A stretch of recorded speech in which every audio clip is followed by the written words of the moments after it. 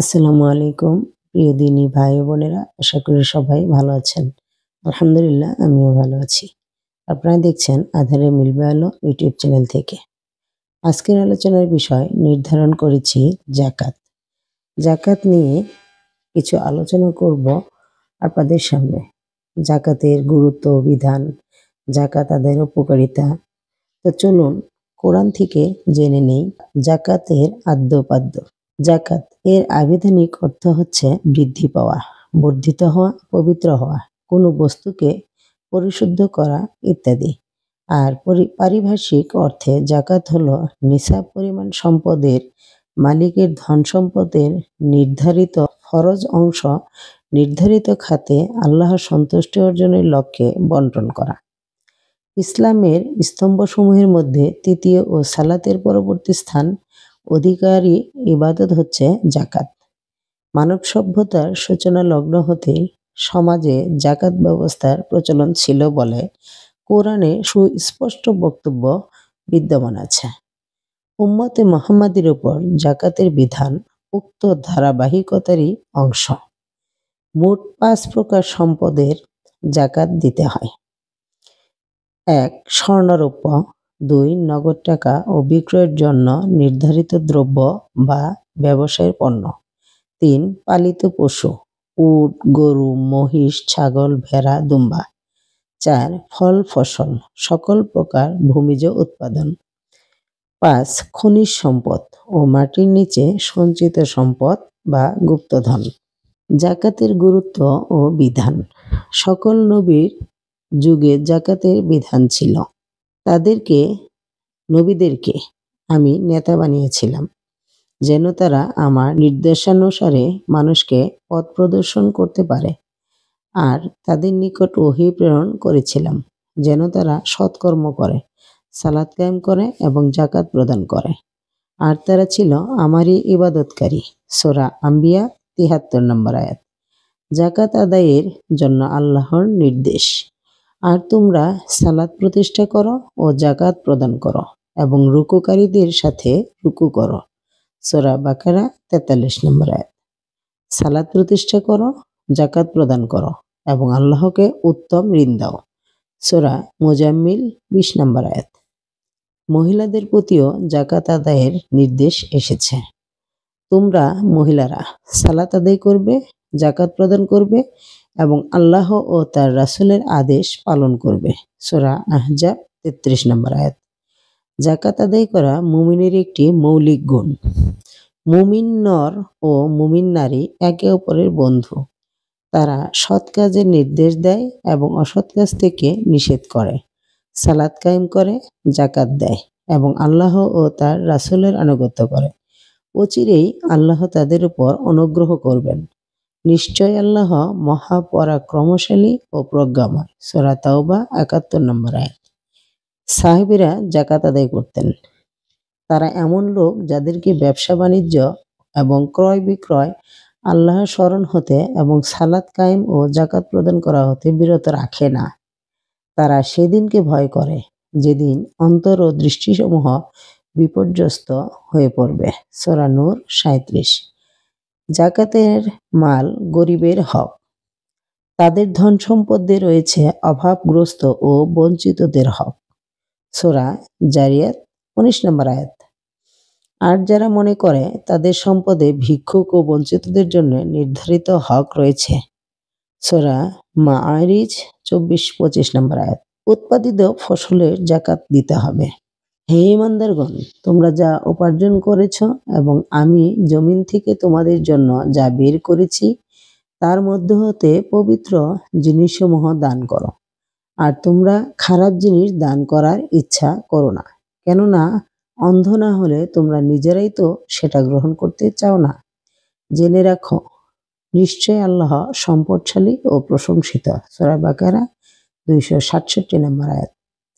ফসল কাটার দিনই এর যাকাত আদায় করা আল্লাহর নির্দেশ।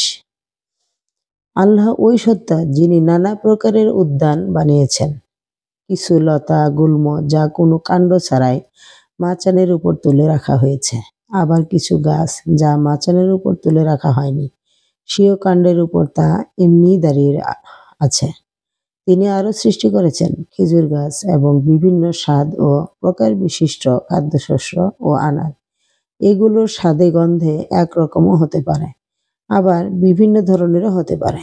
যখন তা ফলবান হয় তোমরা তার ফল খাও, আর তোমরা ফসল তোলার দিন তার হক আদায় করো, আর কখনো অপচয় করো না। নিঃসন্দেহে আল্লাহ অপচয়কারীদের পছন্দ করেন না। সূরা আনাম ১৪০। যাকাত আদায়ের উপকারিতা। যাকাত একটি লাভজনক ব্যবসা। যাকাত দিলে মাল কমে না, বরং বৃদ্ধি পায়। যাকাত দিলে আত্মা পবিত্র হয়। যাকাত আদায় করলে আল্লাহর নৈকট্য লাভ হয়। যাকাত আদায়কারীরা আল্লাহর সাহায্য লাভ করে। যাকাত আদায়ে আল্লাহর রহমত লাভ হয়। যাকাতের প্রতিদান আল্লাহর কাছে পাওয়া যাবে। যাকাত আদায়কারীরা সফলতা লাভ করে। যাকাত আদায় করা জাহান্নাম থেকে বাঁচার উপায়। যাকাত আদায়কারীরা মুমিনদের দ্বীনী ভাই। যাকাত আদায়কারীরা ইসলামী রাষ্ট্রে নিরাপত্তা লাভ করে থাকে। যাকাত ব্যবস্থা চালু করা সরকারের দায়িত্ব। সরকারিভাবে যাকাত উত্তোলন করার জন্য নবী সাল্লাল্লাহু আলাইহি সাল্লামের প্রতি নির্দেশ। যাকাত বন্টনের খাতসমূহ। এই সকল বিষয়ে কোরআন কি বলছে আমরা তা জেনে নিব। যারা আল্লাহর কিতাব পাঠ করে, সালাত কায়েম করে এবং তাদেরকে যা কিছু রিজিক হিসেবে দান করেছি তা থেকে গোপনে ও প্রকাশ্য ব্যয় করে, তারা এমন ব্যবসার আশা করে যাতে কখনো লোকসান হবে না। সূরা ফাতির ২৯। যাকাত দিলে মাল কমে না, বরং বৃদ্ধি পায়। মানুষের ধন সম্পদে তোমাদের সম্পদ বৃদ্ধি পাবে। এ আশায় তোমরা যা কিছু সুদে ঋণ দিয়ে থাকো, আল্লাহর কাছে তা বৃদ্ধি পায় না। পক্ষান্তরে আল্লাহর সন্তুষ্টি লাভের জন্য যা কিছু যাকাত হিসেবে দিয়ে থাকো, তবে এরূপ লোকের প্রদত্ত বস্তু আল্লাহর নিকট বৃদ্ধি পেতে থাকবে। সূরা রুম ৩৯ নম্বর আয়াত। যাকাত দিলে আত্মা পবিত্র হয়। তাদের সম্পদ হতে সাদাকা গ্রহণ করবে।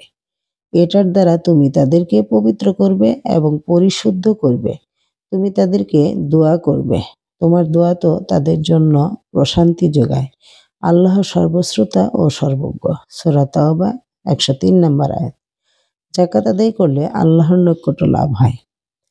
মরুবাসীদের মধ্যে এমন লোকও রয়েছে যাদের কেউ কেউ আল্লাহ ও পরকালের প্রতি ঈমান রাখে এবং যা ব্যয় করে তাকে আল্লাহর সান্নিধ্য ও রাসূলের দোয়া লাভের উপায় মনে করে। বাস্তবিকই তা তাদের জন্য আল্লাহর নৈকট্য লাভের উপায়, কেননা এর মাধ্যমে আল্লাহ তাদেরকে নিজ রহমতে প্রবেশ করাবেন। নিশ্চয়ই আল্লাহ ক্ষমাশীল ও পরম দয়ালু। সূরা তাওবা ৯৯ নম্বর আয়াত। যাকাত আদায়কারীরা আল্লাহর সাহায্য লাভ করে। আল্লাহ বলেছিলেন, তোমরা যদি সালাত কায়েম করো এবং যাকাত দাও তবে নিশ্চয়ই আমি তোমাদের সাথেই আছি। সূরা মায়েদা ১২ নম্বর আয়াত। যাকাত আদায়ে আল্লাহর রহমত লাভ হয়। আমার দয়া প্রত্যেক বস্তুর উপর প্রশস্ত, সুতরাং আমি তা তাদের জন্য নির্ধারণ করব, যারা তাকওয়া অবলম্বন করে, যাকাত দেয় এবং আমার নির্দেশসমূহের প্রতি বিশ্বাস স্থাপন করে। সূরা আরাফ ১৫৬। যাকাতের প্রতিদান আল্লাহর কাছে পাওয়া যাবে। তোমরা সালাত প্রতিষ্ঠা করো, যাকাত প্রদান করো, আর তোমরা নিজেদের জন্য যে সৎকর্ম আগে প্রেরণ করেছ তা আল্লাহর নিকট পাবে। তোমরা যা করছো নিশ্চয়ই আল্লাহ তা দেখছেন। সূরা বাকারা ১১০ নম্বর আয়াত। যাকাত আদায়কারীরা সফলতা লাভ করে। অবশ্যই সফলকাম হয়েছে ওইসব মুমিনগণ যারা নিজেদের সালাতে বিনয় ও নম্র, যারা অনর্থক ক্রিয়াকলাপ হতে বিরত থাকে, যারা যাকাত দানে সক্রিয়। সূরা মুমিনুন ১-৪।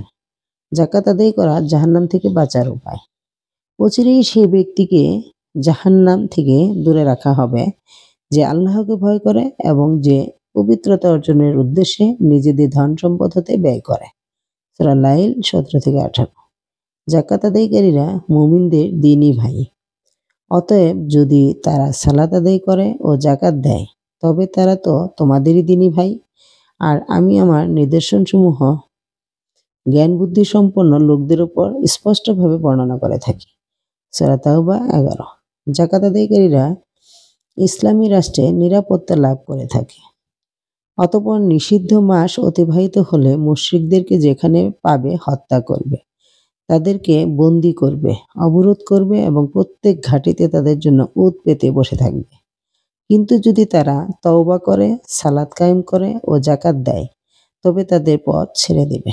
নিশ্চয়ই আল্লাহ অতিশয় ক্ষমাশীল ও পরম দয়ালু। সূরা তাওবা ৫।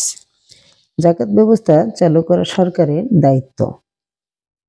আমি এদেরকে পৃথিবীতে প্রতিষ্ঠা দান করলে এরা সালাত কায়েম করবে, যাকাত আদায়ের ব্যবস্থা করবে এবং সৎ কাজের নির্দেশ দেবে, অসৎ কাজ থেকে বিরত থাকবে, অসৎ কাজ থেকে নিষেধ করবে। জেনে রেখো, সকল কর্মের পরিণাম আল্লাহর এখতিয়ারে। সূরা হজ ৪১ নম্বর আয়াত। সরকারিভাবে যাকাত উত্তোলনের জন্য নবী করিম সাল্লাল্লাহু আলাইহি সাল্লামের প্রতি নির্দেশ। তাদের সম্পদ হতে যাকাত গ্রহণ করবে। এর দ্বারা তুমি তাদেরকে পবিত্র করবে এবং পরিশুদ্ধ করবে। আর তুমি তাদেরকে দোয়া করবে। নিশ্চয়ই তোমার দোয়া তাদের জন্য প্রশান্তিদায়ক। আল্লাহ সর্বশ্রোতা ও সর্বজ্ঞ। সূরা তাওবা ১০৩। যাকাত বন্টনের খাতসমূহ। যাকাত তো কেবল নিঃস্ব, অভাবগ্রস্ত ও তৎসংশ্লিষ্ট কর্মচারীদের জন্য। অমুসলিমদের মধ্যে যাদের মন জয় করার উদ্দেশ্য হয় তাদের জন্য, দাসমুক্তির জন্য, ঋণগ্রস্তদের জন্য, আল্লাহর পথে ব্যয় করার জন্য এবং মুসাফিরদের জন্য। এটা আল্লাহর নির্ধারিত বিধান। আল্লাহ সর্বজ্ঞ ও প্রজ্ঞাময়। সূরা তাওবা ৬০। তো এতক্ষণ আমরা যাকাত সম্পর্কে সরাসরি কোরআনের আয়াত থেকে জেনে নিলাম আল্লাহ তাআলা যাকাতের সম্পর্কে যে গুরুত্ব ও বিধান দিয়েছেন। তো মহান রব্বুল আলামিনের কাছে এই প্রার্থনা করি, তিনি যেন আমাদের সকলকে কোরআন এবং সুন্নাহ অনুযায়ী জীবন পরিচালনা করার সুযোগ দান করবেন। আমিন।